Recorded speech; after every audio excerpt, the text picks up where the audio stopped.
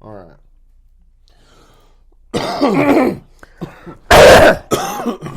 Yeah. Bitches. The fuck? Who wants some of this dopeness I got in my pocket? All right, boom. In my pants. Mad dopeness in my pants. Pause. Hey, yo, what's good, everybody? Welcome back to another episode of your new favorite MMA sports betting channel, Bros Talk MMA. I'm your host, Utica, undeniably the illest cat around, a.k.a. Mr. Make This Pick Real Quick. I'm here with my bro host extraordinaire. It's Ray Bucks. It's Black Nostradamus. It's the Parlay God. It is Ray Mysterio. Y'all know this. Junior. You know who it is. We out here winning. We out here getting it. Let's make these picks, my boy. Yes, indeed. We're here to break down the UFC Fight Night card between Roman Dolidze going up against Nasruddin Imavov. We got 13 fights on this card, God willing. You know, nothing drops out by the time Fight Night occurs. But we're going to start with the first one on the card here. It's a heavyweight bout between UFC debut Thomas Peterson going up against Jamal Pogues. Once again, like I said, this is going to be Peterson's UFC debut. They are coming up from a Dana White Contender Series win. And also, they are a former LFA heavyweight champion. They did lose that title back in that time to current UFC heavyweight contender Waldo Cortez Acosta. So, you know, that's nothing to, you know, be ashamed about. But, yeah, I feel like Peterson should win this fight. There's a couple reservations on my end, but how you feel about Peterson? Peterson is a finisher, right? 8 out of the last 9 fights. He's won 6 first-round victories, 2 second-round victories. Just it's kind of where I'm at with Peterson. That's why I think he's going to win. I know you kind of want to talk about Pogues and like maybe what he has to offer as well. I mean, it's not necessarily what he offers. It's just the threats that he poses to Peterson. So, I mean, this is going to be Pogues' third UFC appearance. The thing that worries me about them is that they are a decision machine. That's where a majority of their wins come from. They got 5 wins by decision. So I've actually watched footage on both these guys, and what I noticed with Peterson is that a lot of his fights don't, you know, go far beyond the first round, let alone into those, you know, further rounds. It just so happened in that fight against Cortez Acosta, it was in the 3rd round that he was fading really, really bad. And Acosta was able to come back after actually getting his ass beat a majority of that fight. He was able to come back and actually knock Peterson out and take his title, which I'm sure is the reason why he entered the UFC before Peterson. But that's neither here nor there. Basically what I'm saying is that since Pogues can, you know, work his cardio potentially, the longer this fight goes, the less it goes into Peterson's favor. I'm still picking Peterson, but that is the one thing that worries me going into this fight. Bro, Pogues or is it Pogues or is it Pogues? Tomato. Tomato. I'm sure not to him, but okay, you know, okay, check like... this out. If it's Pogues, my guy fucking Peterson's got the slammer, my boy. Pogues, whatever the fuck his name is. I really think he's a great fighter. When he came into the Contender Series, he was slim, fit, you know what I mean? Looking mad diesel, looking like he was about to fucking handle shit. Now he looks like a fucking like he's getting pregnant every fucking fight, like a little bit more, like his stomach's going a little further. You know what I mean? He looks worse and worse in every fight, which I would think once you get to the UFC, you would want to, like, you know what I mean, get your cardio, get slim. I get these are heavyweights. It makes sense to me. But, like, you don't want to be just fat, my nigga. Hello there, bud. Like, your tummy doesn't give you more power to punch niggas. You know what I mean? Like, so that's what it is for me. Then wait, before we go further, explain Big Country Roy Nelson? Big Country Roy Nelson, when you seen him walk into the UFC, he was already fat, right?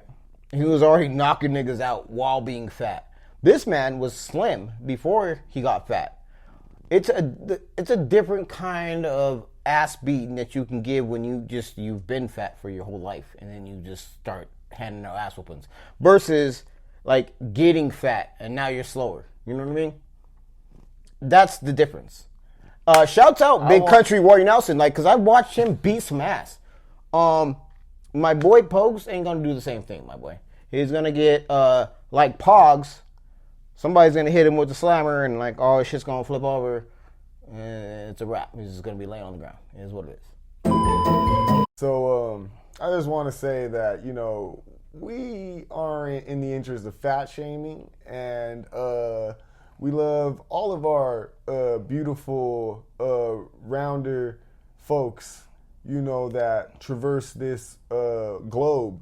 And we wish you all nothing but the best, and know that y'all are nothing less than capable than the rest of us in doing and achieving anything in this world. Just like winning a UFC heavyweight championship like Roy Nelson. But that's neither here nor there. I believe that we're going to be going with Peterson on this. But You're right. Like I said, the longer this fight goes, the less it goes into his favor. Yeah. That's all I'm saying. You might even want to, you know, think about that in terms of parlays, lineups, all that good stuff. You might want to pass on this in that regard, but when we're talking about picks, yeah, you got to go with Peterson with this one. Fat niggas are fat niggas. Like, that shit is what it is. Like, go ahead, give you a little fucking, what is that, like some weird fucking law speech to make sure that we don't get fucking sued. Man, fuck that shit, man. You got community guidelines that must you're right. be abided by. Then maybe bleep this shit out then, I guess. You know what I mean? Well, I'm going to tell you right now. Hey, Pogues, lean it up, my boy. Lean it up, my guy. Oh, fuck. You be all right? Man. Chill, man. You're going to make the mics peak. Oh, yeah, my fault. It is what it is. All right. Moving on. We got a lightweight bout between another UFC newcomer, Markel Medeiros, going up against Landon Quinones. Medeiros, like I said, making their UFC debut. They're 8-1 in their overall record, with 6 of those wins coming by KO. Definitely did themselves a favor in their Dana White Contender Series fight, having a highlight knockout by knee. Definitely feel like they're going to keep their winning ways rolling. I have a few things on Quinones, but what do you feel about Medeiros? Medeiros is a striking titan. Like, he can't be outstruck by Quinones. I guarantee it. He's got better cage control. He's always going to be right there in the middle. He's always going to be pushing forward. He's going to give him the aggressiveness. So I don't see any way that Markel loses this bout. That's my guy. Yeah. Quinones, they're going to be making their second UFC fight. The last fight, I believe, they came in on short notice, and they lost that fight. Although they showed some aggressiveness, I just don't know if they have really what it takes to be UFC caliber. They lost their fight prior to their debut loss in the UFC. They lost that fight that they had on the Ultimate Fighter against, I want to say the dude's name's Kevin Knight. And I mean, that dude's like, you know, definitely in the twilight of his career. And he made quick work of Quinones. It was kind of embarrassing, to be totally honest. Yeah, Quinones is just not aggressive enough. He's not as aggressive as Medeiros or Markel. You know what I mean? I'm not gonna say his fucking last name. It's weird. Anyway, he's not aggressive as aggressive as that dude is. So I don't see why Markel doesn't make light work of this dude and keep it pushing. I mean, Quinones does, I believe, have one submission win under their belt. And one thing I will note is that in that fight with Medeiros, the one where they had the highlight finish on the Contender Series, they were getting ragdolled in terms of grappling.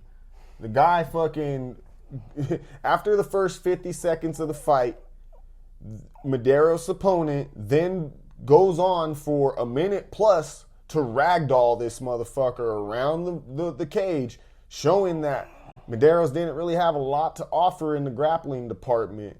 So, but then once they were able to get away, then they went right back to controlling the cage because on the other side, their opponent didn't offer much on the feet. So once Medeiros was able to get free and impose himself more and cut that cage off, he cornered homeboy, gave him a nice knee, and then finished him off with a couple punches. And, that's cool. But let's say Quinones decides, maybe grappling is going to be the primary focus of this fight camp, or that they're going to come in and grapple with Medeiros, and who knows? Like, maybe Medeiros isn't able to separate himself like he did in the last fight, and Quinones can, potentially win this by decision via just dominance in grappling, or, just potentially pulling off a submission. I'm going with Medeiros, but I'm just trying to provide perspective for everybody, because more importantly than getting our picks right with our audience, we want y'all to just be educated when making your own picks. We don't expect y'all to follow everything that we do. Fuck that shit, yo. No, let me go ahead and say this, bro. My picks are my picks. Like, I'm not trying to, give you information on both fighters. I'm telling you who the fuck I'm picking. That's who I want. Maybe this man is flip-floppy on it or whatever. You know what I mean? That's not where I'm at. Real quick, recap.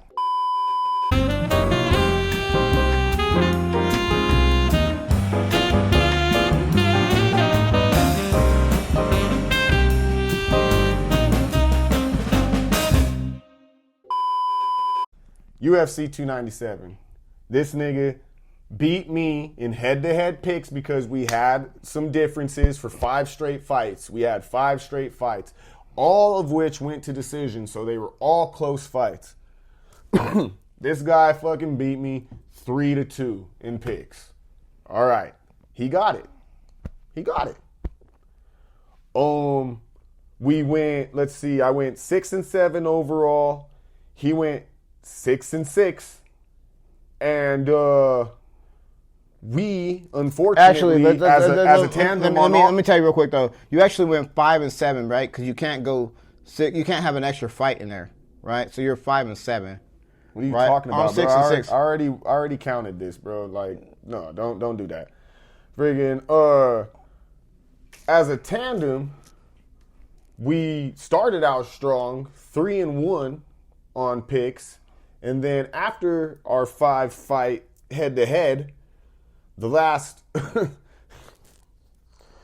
last 3 fights, Mike Malott, Mayra Bueno Silva went on to shit the bed. True shit. Fucking horribly. Mm-hmm. And then Sean Strickland, hard-fought bout with Dricus du Plessis. I believe, he kind of let du Plessis stick around longer than he should have, which allowed for him to get more unnecessary takedowns than he should have. And I'm not going to say necessarily he took the title from Strickland, but Strickland didn't necessarily defend it. Great way to say that. So yeah, just a quick recap. So I'm not going to say that my bro isn't somebody that you should listen to.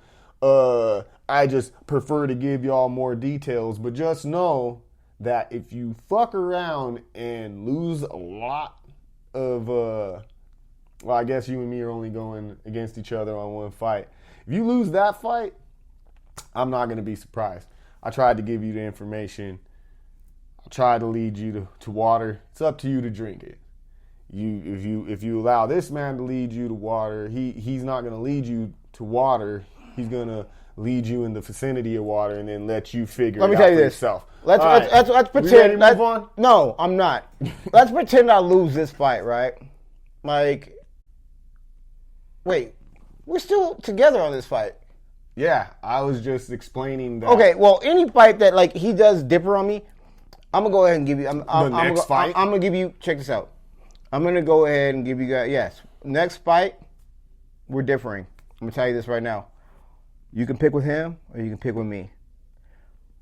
But even if you pick with him and he fucking wins, all he's doing is tying it up with me at this point. Because I'm already winning at this point.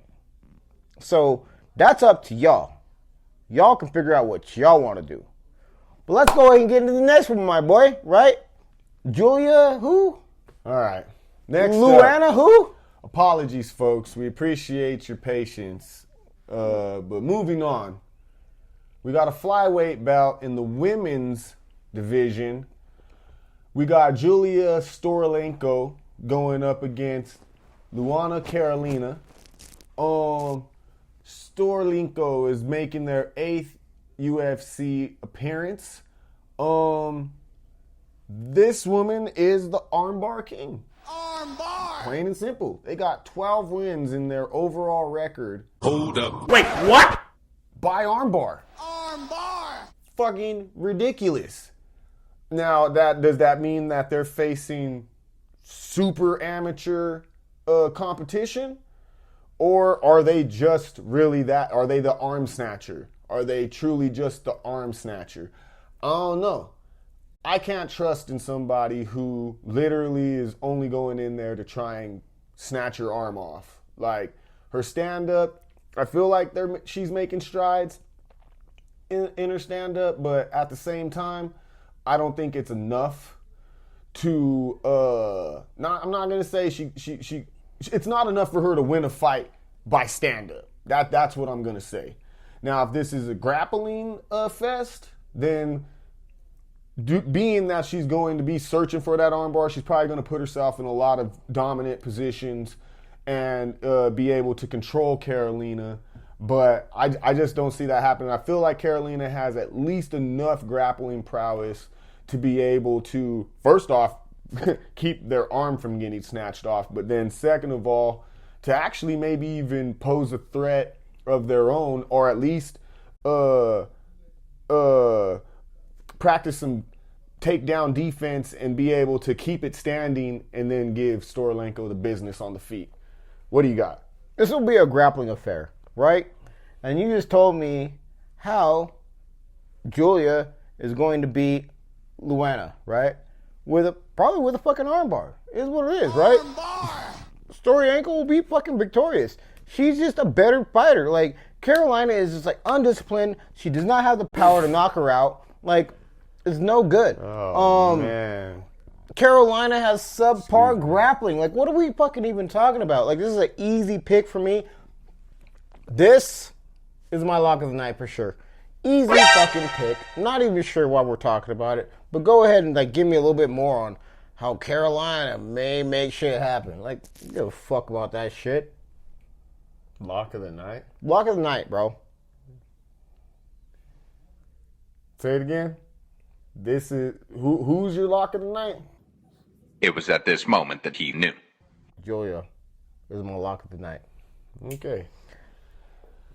Now this is what I'm going to say. Carolina is making their 8th UFC appearance as well. They're not exciting. I'd never claim that they were. They're not going to be a part of any of my parlays, not going up in any of my lineups. I'd say that they're a live dog. If you want, I guess we'll sound the alert. All right, there we go. I'm not saying that, this is going to be a barn burner by any means, but Carolina is going to win this fight. They're a little more well-rounded than to just be somebody who's going to get scooped up and get their fucking arm taken off. This isn't the Ronda Rousey days anymore, my G. Well, let me tell you what, you can go ahead and rewind the Jimmy Flick fucking footage.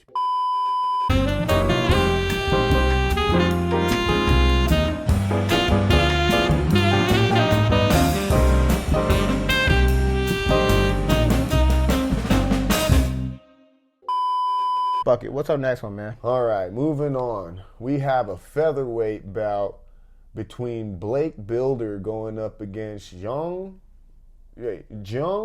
Young Lee. Builder is 1-1 in the UFC. They're a ground specialist. They got 4 wins by way of submission. I was first going to go with Lee in this fight, and then I watched footage of Lee. He's a part of an organization called Road FC, and they ended up doing like this little competition through the UFC called Road to UFC. Clever, right?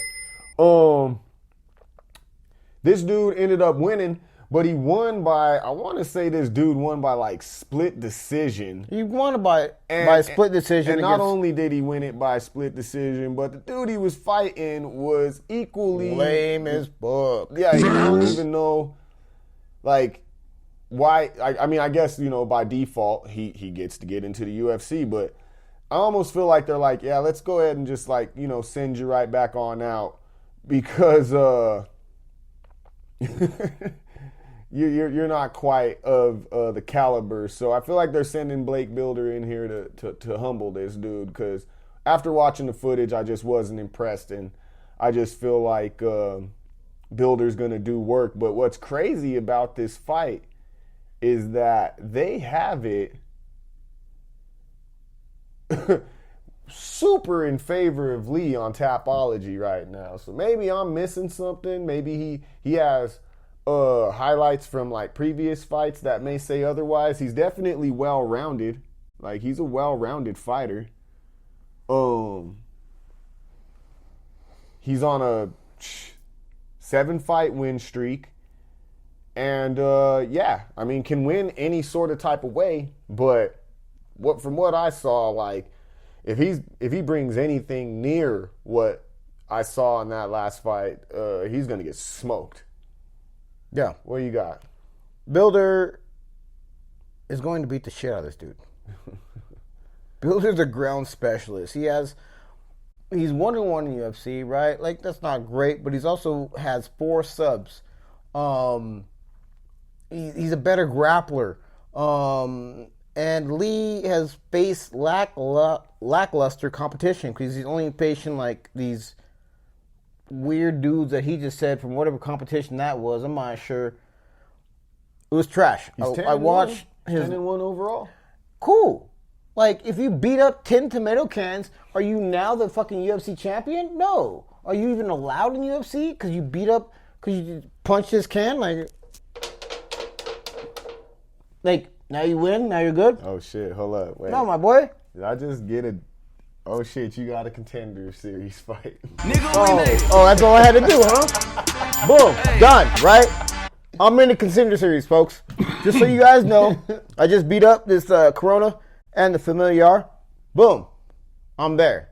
No, it's fucking dumb. That's not what we're doing. That's not what we should do.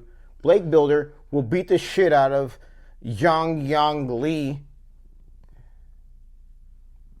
Like, that's it. I guess that is what it is. Like, I don't have any more for that shit, right? that might be best. I'm gonna call a second lock of the night. Fuck it, I got 2 locks of the night right now. Boom, lock it in, bro. Oh my god, lock it in, bro. I would say this, Young Lee. You know, you don't get to be 10-1 out of nowhere. So my apologies, man. If you know you're just this fucking world beater that I'm just not familiar with quite yet, but yeah, I'm going with Builder on this one. Safe to say you're going with Builder. I know that Young Lee's journey was a lot harder than beating up a Corona can, so moving on, bruh. We got a welterweight bout between Themba Gorimbo going up against Pete Rodriguez. I'm going with Rodriguez in this fight. I just believe that they're a lot more dangerous than Gorimbo is. Gorimbo is 1-1 in the UFC. Definitely a ground specialist. They got 6 submission wins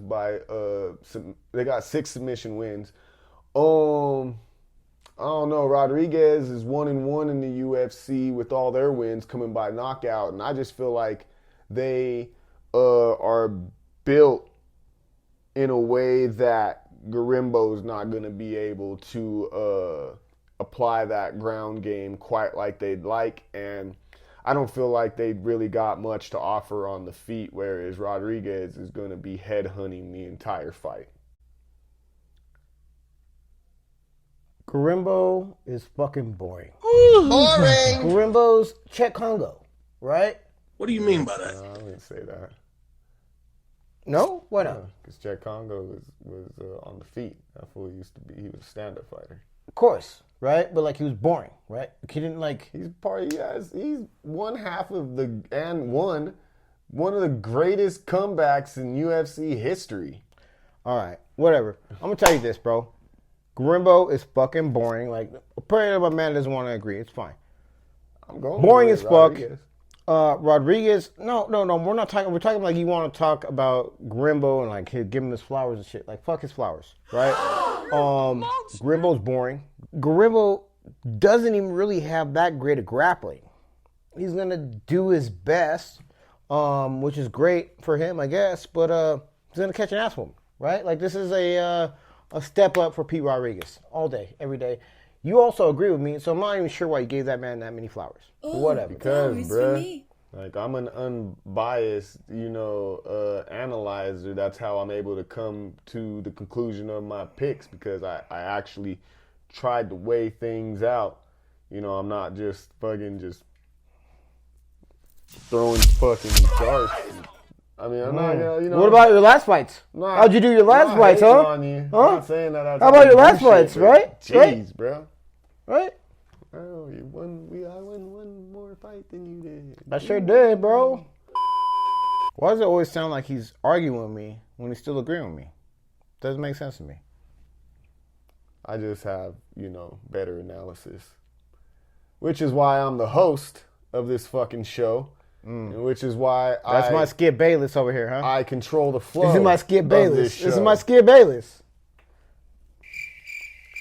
Nigga. Bayless fucking could never, motherfucker. On my fucking face with that shit.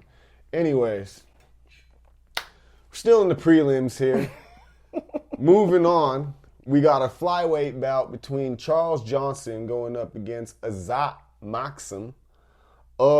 Johnson is 2-4 in the UFC. They're on a 3-fight losing streak currently, and all of those losses have came by decision. Not only that, all of their losses in the entirety of their career are by decision. So what that tells me is that he doesn't have the cardio, or he just starts to fade once the rounds go by, to the point where the opponent can come on strong and take it away from him. Yeah, I mean, what do you got? Charles Johnson has a dumbass haircut. Bro, like, please post. I'm not sure where you're going to put the video or his dumbass haircut. Probably like right in the bottom or something like that. Actually, it'll probably pop up real big, telling you to chill out, bro. Dumbass haircut, bro. Like, if you're worried about having that dumb of a haircut, you're not really worried about fighting. So I can't. How can I bet on you, my boy?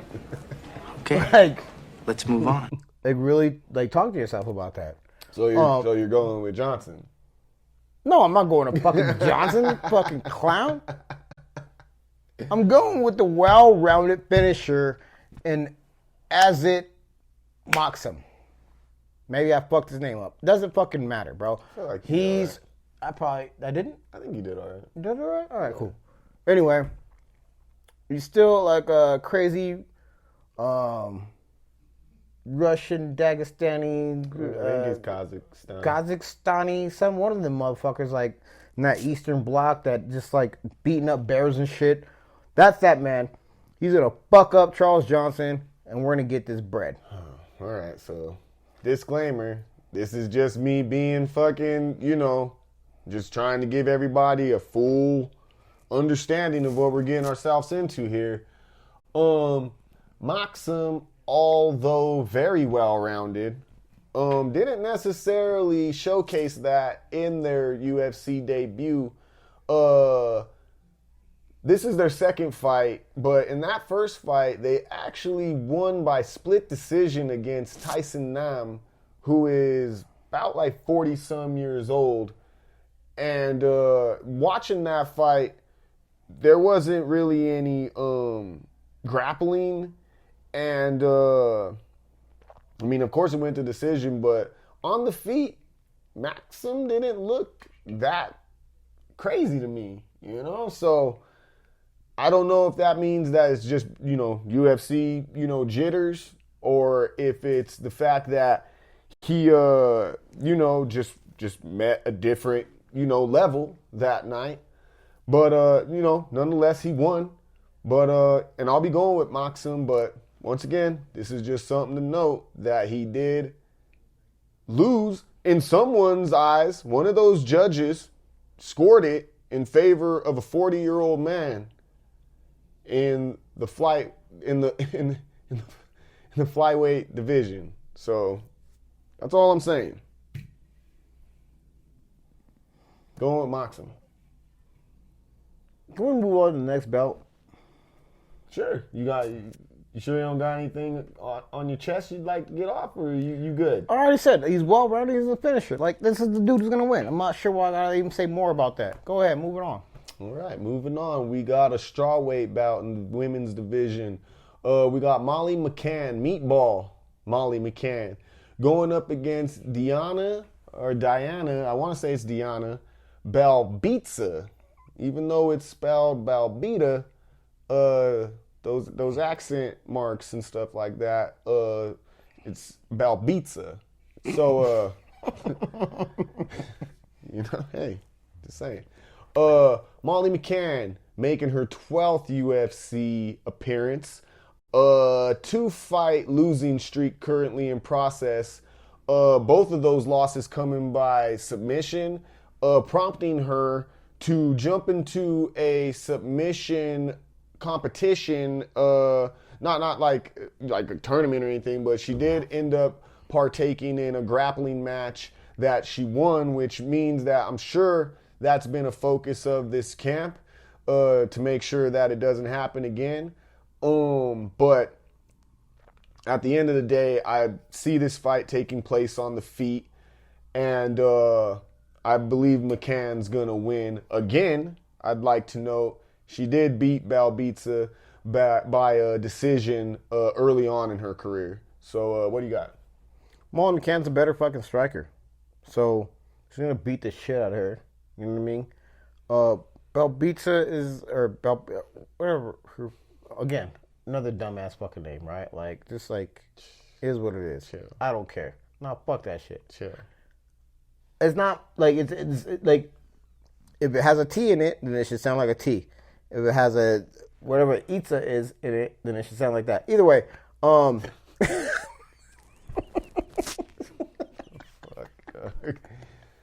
hey. Anyway, Molly McCann will win. She's the better striker. And if I'm gonna say this, I'm gonna get bad hate in the comments. Maybe not. I don't think we have enough people to comment, so I can just say whatever the fuck I want. Belbita is too fucking pretty. How dare you? You know, chick? She should be holding up goddamn fucking ring cards versus fucking punching people in the face. That just is what it is. You know what I mean? Like, and wait.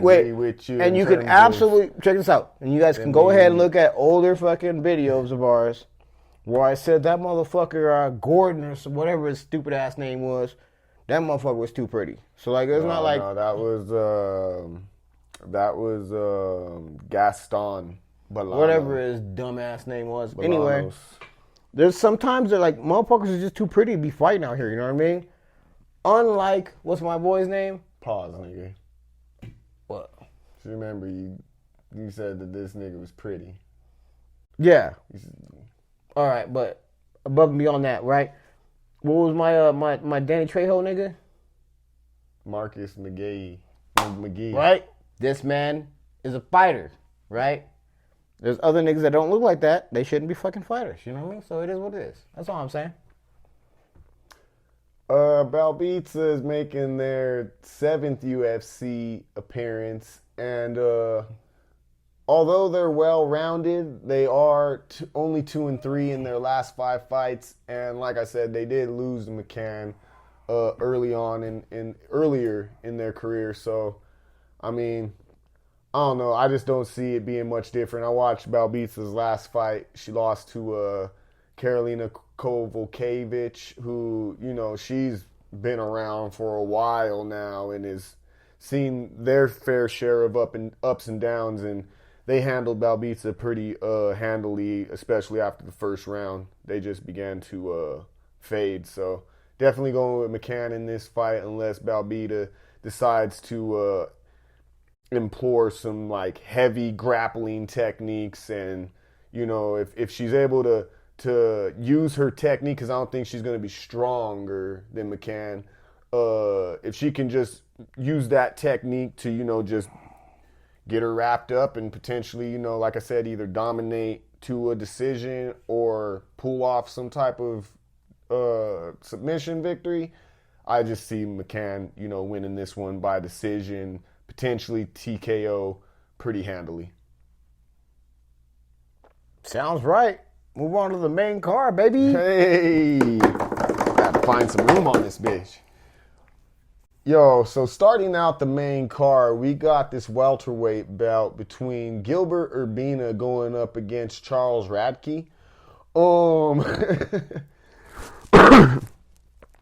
Gilbert Urbina, if I was going to pick a lock of the night, this potentially would probably be my lock of the night.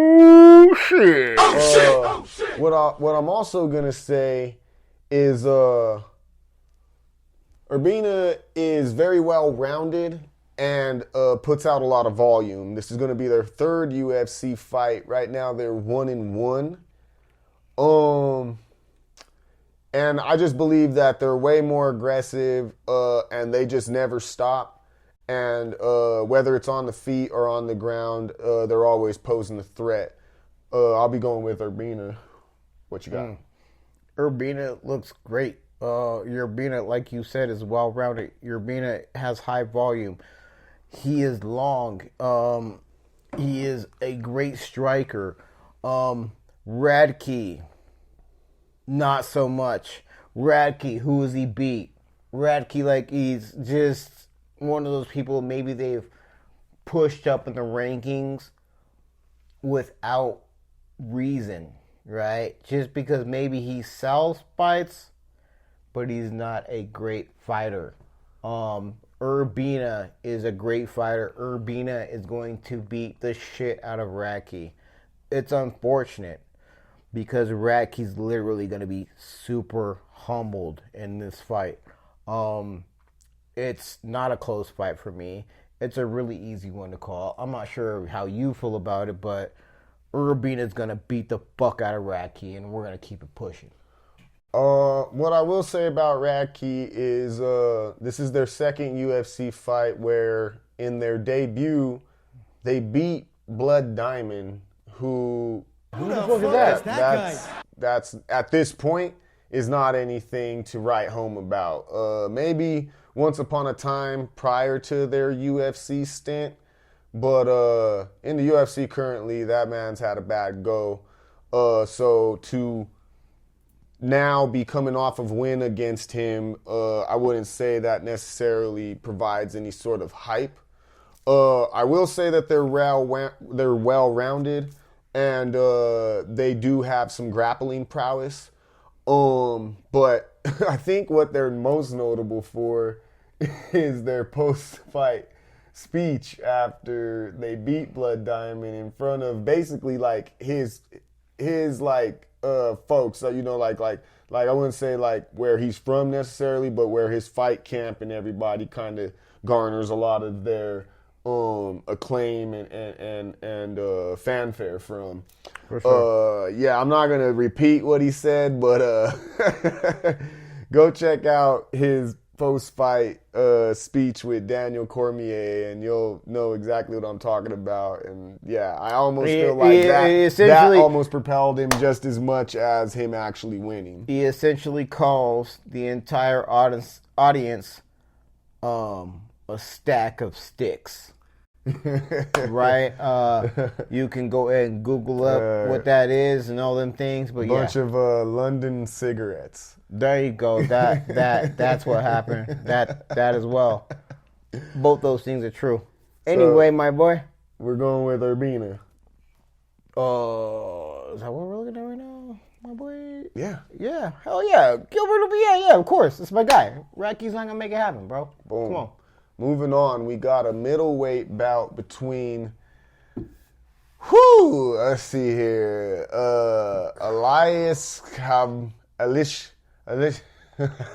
Khrushchev. Okay, Khrushchev, my boy. Khrushchev, going up against my guy, Mahmoud Muradov. Khrushchev, undefeated overall in their record. But right now are currently 1-0 in the UFC. Very well-rounded, can beat you any way that they choose to. And yeah, this one's pretty cut and dry with me. I mean, I guess I went with Urbina as a lock of the night. I wouldn't necessarily say this about homeboy Khrushchev just because I still feel like, he has, a little bit more to show me at UFC level before I can start really looking at him as like somebody to, and I know he's undefeated. He's like 14-0, but I just feel like once you hit UFC, it's just everything levels again and, you're pretty much building off of that record, in my opinion. Well, whatever. Khrushchev is undefeated. There's no blueprint to defeat. No one's beat him. No one knows how to fucking beat him, right?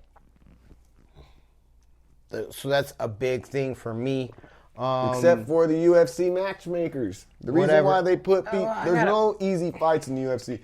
So this is what I'm going to say about Muradov. Man, I got to throw a piss, bro. Move this I do. man. Like you this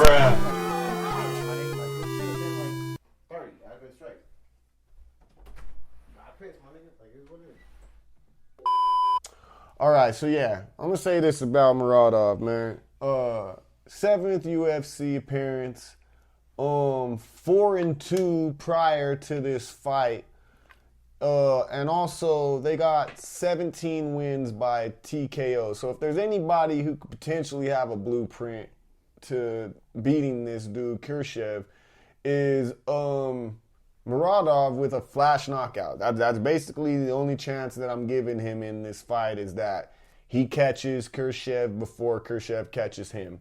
But yeah, I'm going with Khrushchev. You're going with Khrushchev. Moving on, we got a flyweight bout in the women's division. We got Viviani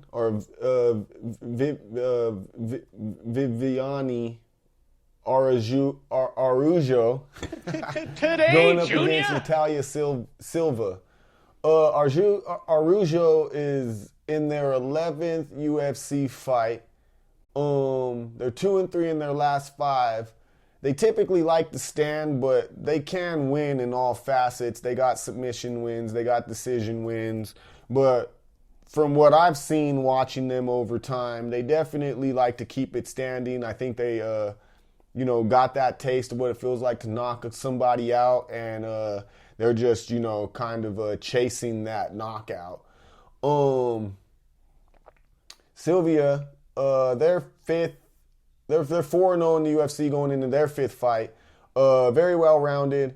7 submission wins, 5 KOs, 3 decisions. So they're definitely a prospect who can make their way into, the upper echelon of the rankings with a win over Araujo. What do you got? Natalia Silva, 8%, I think, of Tapology believes she's gonna win. No. Wait. I'm sorry. I bugged that up. 8% of Tapology believes that Bibiana Araujo is going to win. I fucked it up. She's not going to win. Of course, that's why only 8% of the people believe in her.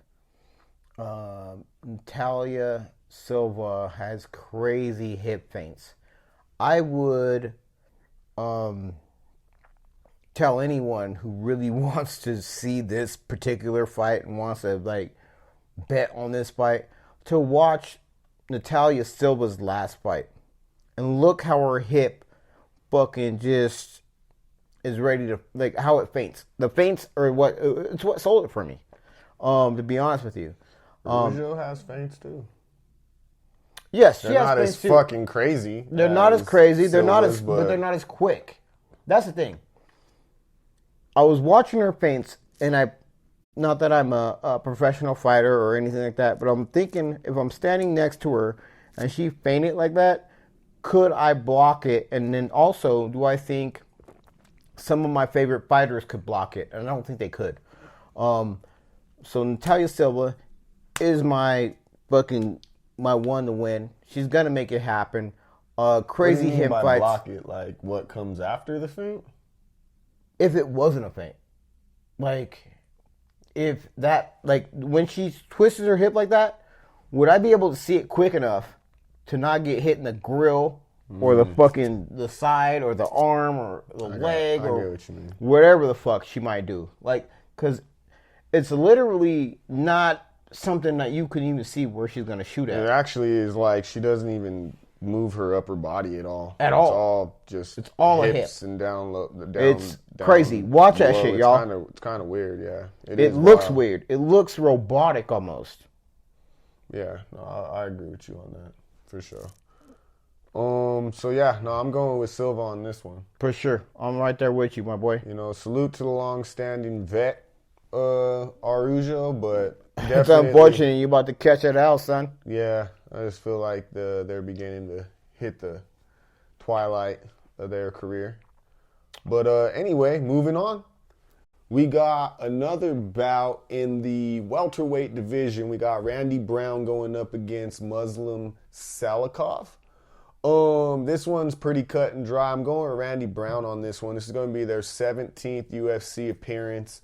Super versatile fighter. You know, basically can take it anywhere, win it anywhere. Salikov, 10th UFC fight. They're 6-3 coming into this fight. They got 12 W's by way of KO, but they are pushing 40 years old, and I just don't feel like they put out the volume or the array of strikes that a Randy Brown does. So I just feel like this one's either going to be a decision point fest by Brown, or they'll eventually find some way, whether it be knocking Salikov out or choking them. But I just don't see Salikov winning this fight. Yeah, Brown is well rounded. Like again, he's 4-1 in the last 5. And I just don't see a way that Salikov beats him. Because Salikov is a fucking old man. Like, you know how I feel about old men around here. Like, unless they're me, they ain't winning. You know what I mean? This is what it is. Well, but I called that, right? Yeah. Right? Mm-hmm. But other old men can't win. Unless it's me and Jim Miller. Oh, the fuck? That was slick. That was slick right there. Damn, that one almost crept past me. That's funny as hell. So yeah, you know, pretty quick, cut and dry.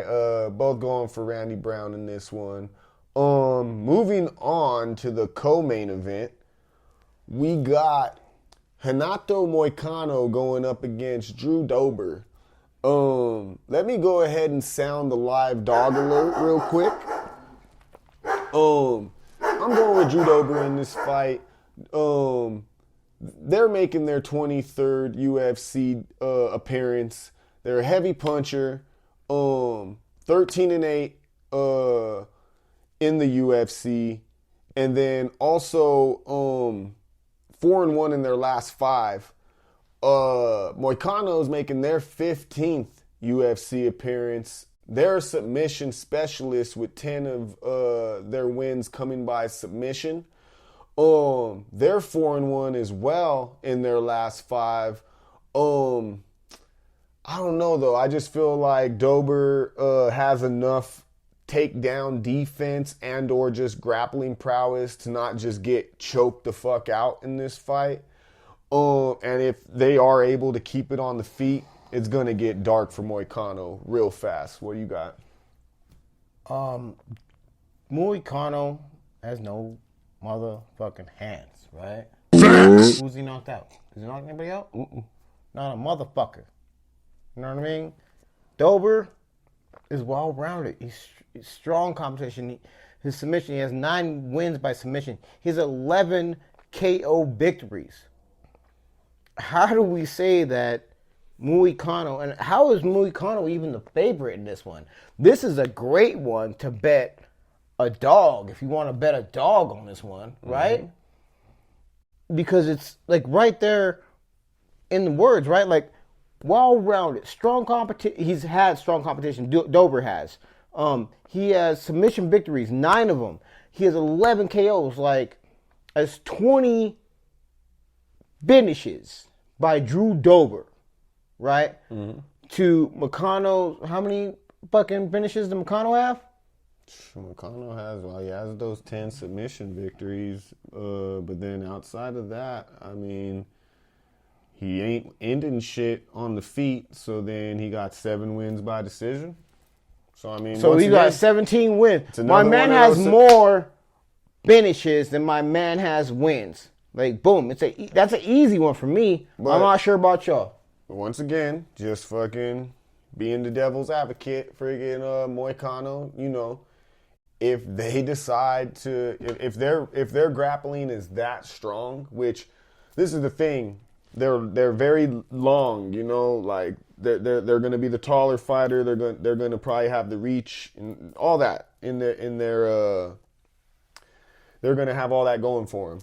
The thing about it is I just don't know if they're going to be strong enough to hold Dober down. Nope. Maybe if they're able to draw this fight out into like the, you know, second half of the second round or the third round, then potentially at that point Dober's just gassed or fading and then Moicano can potentially, you know, start wrapping him up. But I just don't see it going that way. Moicano only has 1 loss by decision, so I don't feel like he's Mr. Subby. He's Mr. Submission Specialist. It is what it is, right?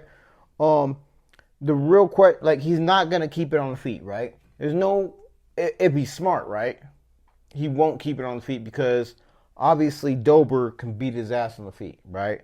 So it's gonna be a submission versus submission person. But you gotta find entries for those submissions. So Sure. you know, I don't feel like he's gonna be able to take one to give one. I feel like it's gonna be his thing where he has to wait for Dober to overextend himself on a punch, or Sure. find that perfect level change and, you know, get him, you know, right as he's throwing or some shit like that. Absolutely, So I agree.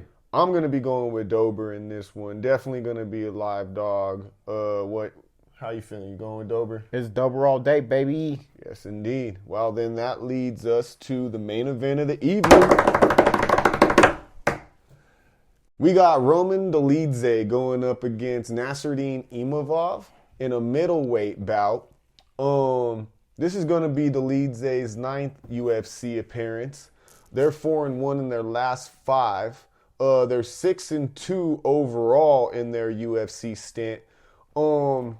They're somewhat well-rounded. I'm not going to say that they're super well-rounded just because primarily a lot of their wins come by way of knockout. So they're going to be looking to keep this on the feet. They really only go to grappling when somebody decides to engage in it with them. They're not necessarily going to be the one trying to take someone down.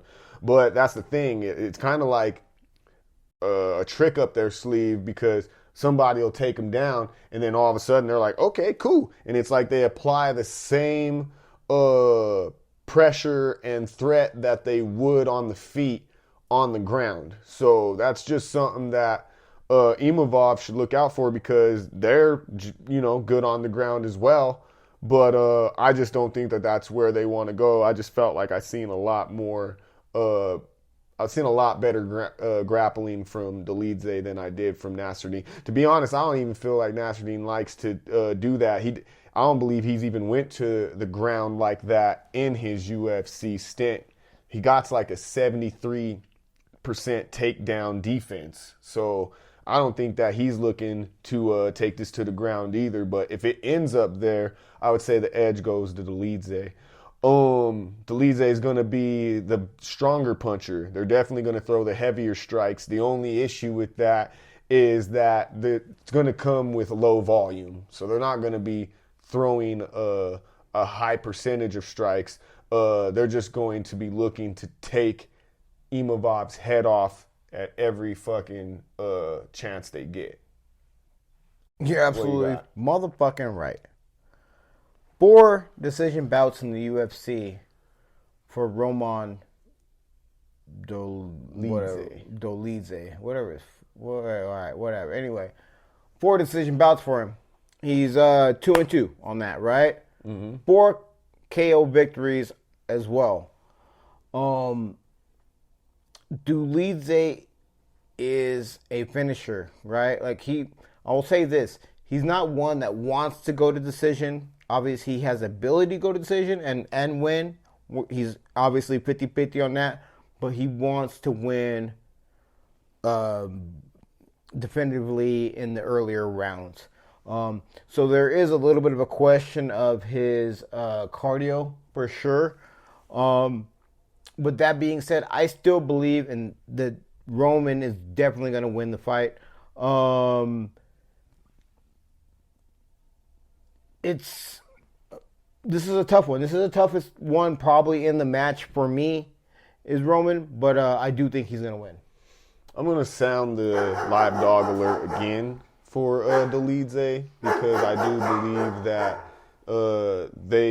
although they're the underdog, they have a strong chance of winning this fight. Some things to note about Imavov is that this is their 7th UFC appearance. They're 4-2 leading up to this fight. They're 3-2 in their last 5, with a loss to Dolidze's teammate Sean Strickland, and also a no contest due to a head clash with a fellow teammate to Strickland and Dolidze, Chris Curtis. So, although Imavov's a fast, patient, what I would perceive to be a counter striker with good cage control, the thing that I see when I watch them is that they got low volume due to, trying to find that perfect strike, which means by default, in my opinion, that would make Dolidze, that would put them in a position to possibly be the one who puts out the more volume in this fight. I also noticed that when pressured, Imavov starts to fade. Yeah. So Dolidze is not going to be looking to take a step backwards. And although they may not be throwing out, a lot of punches at a time, they're going to be hard punches. And just even dodging hard punches is going to, take a lot of energy away, let alone getting smacked with one of them. So I believe that Dolidze will cut off the cage and eventually catch Imavov with one of those shots. And or, like I said, due to Imavov looking for that counter strike, they may just end up finding themselves getting outpointed, because they're going to fade as the fight goes on regardless. Imavov has 4 subs, not in the UFC. Imavov wants to stand. He is also a stand-up fighter. Unfortunately, not as good a stand-up fighter as Roman, right? And again, there is the grappling ability, again, I think Roman has a better grappling ability. If not better grappling ability, because that can definitely be debated. He has the better takedown defense. And I, in my heart of hearts, believes that Imavov wants to stand. That's the reason he'll get laid down. It's because Roman's going to lay his motherfucking ass down if he wants to go with the hands. And that just is what it is. And that's where I'm at on it. I got Roman, main event, take it down, call it a day. Yes, indeed. Well, that concludes our picks for this fight night. Real quickly, what do you got in terms of parlay picks? Once again, we here at Bros Talk MMA do not condone the usage of parlays, except for if you're feeling pretty strong about them, in which case I feel like you have some picks in these parlays that you feel pretty good about. Go ahead and run them down. Let me go and tell you something real quick. Last couple videos, I've been calling myself the Parlay God. Never quite lived up to that name. Betrayal. Yeah, thank you. Anyway, no, I didn't. Doesn't mean I'm not the Parlay God, though. This is my fucking parlay for this week. It is Urbina, Khrushchev, Silva. That's my 3. Okay. Brown is my 4. Dober is my 5. And Dolidze is my 6. So you got a 3-picker. Mm-hmm. They heard it. But you're willing to go ahead and spice it up to the 6, son. 6-piece. Mm-hmm. All right. What you got? Okay. Let's see here. I don't know if I can get quite that spicy, but definitely in terms of 3 picks, I got McCann, Urbina, and Brown. If you are, going to spice it up from there, then I would say you should definitely go with Khrushchev. I'm only going with the 4-pick. That's as spicy as I'm getting. I'm more of like a mild, semi-hot. I'm not over. My boy's just a red hot guy. My guy's a red hot guy and shit like that. He can't even get over. He can't even get up to the Tabasco and shit. That's good. But real quick, running down live dogs, we got Luana Carolina, Pete Rodriguez. We got Drew Dober, Roman Dolidze. In terms of dark horses, same thing. Definitely gonna say that, and this is gonna be up there, even though this is for the folks. Okay, check this out. This is for the folks who I like to play craps, right? And I play, money line, all that good shit. Pretty much everything that everybody else plays. But every now and again, there's that one dude that approaches the table that when I'm trying to roll my 6s and 8s, this motherfucker's betting on me rolling 7. So for all of my 7 bettors out there, what I would suggest in terms of dark horses when you're making picks, potentially making parlays or trying to fill out lineups with folks who are going to provide extreme value, I would say definitely throw Jamal Pogs in there, Luana Carolina, Pete Rodriguez, and that's pretty much what I'm going to go with in terms of dark horses. And then if you were going to ask me how I would build my lineup, it's definitely got to be a combination of Peterson, Medeiros, Rodriguez, McCann, Urbina, Khrushchev, Dober, and Dolidze. Those are all folks who I believe are going to actually, be able to provide the points necessary in any sort of combination to potentially, make for a very good lineup. But, yeah. Let me go ahead and let you know that young Michael Jordan does not agree with any of those lineups. Doesn't agree with any of those fucking picks. Doesn't really give a fuck about anything he just said, from the fact that I said that we picked, what was his fucking name? Dolidze. So, just so you guys know, that's what I feel. That's where I am. And either win with me or don't, baby. What did you say? I don't give a fuck. Yeah. Got it! Woo, you almost got it again. This has been another episode of your favorite MMA sports betting channel, Bros Talk MMA. I'm your host, Utica, undeniably the illest cat around, a.k.a. Mr. Make This Pick Real Quick. I'm here with my bro host extraordinaire, Ray Bucks. Ray Mysterio. Ray, the fucking winner. That's who I am, nigga. Like, I'm not even saying all that other shit, you know what I mean? 'Cause I already did it. I'm already ready, you know what I mean? Like, God. I could do the Nostradamus. I could do the Black Moses. I could do all them things. But why do I fucking have to? This card. Winner. This the card, my boy. This is the card where I win everything. All the things. Now, hit me up in the comments if I lose in this bitch. If I lose in this motherfucking card, please hit me up. Tell me something about it.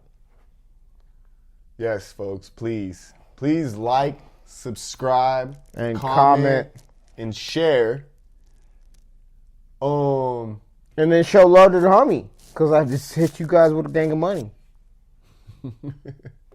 Once again, this has been Bros Talk MMA. I hope everybody has a happy night of watching fights and betting. Till then, or until next time, we're out.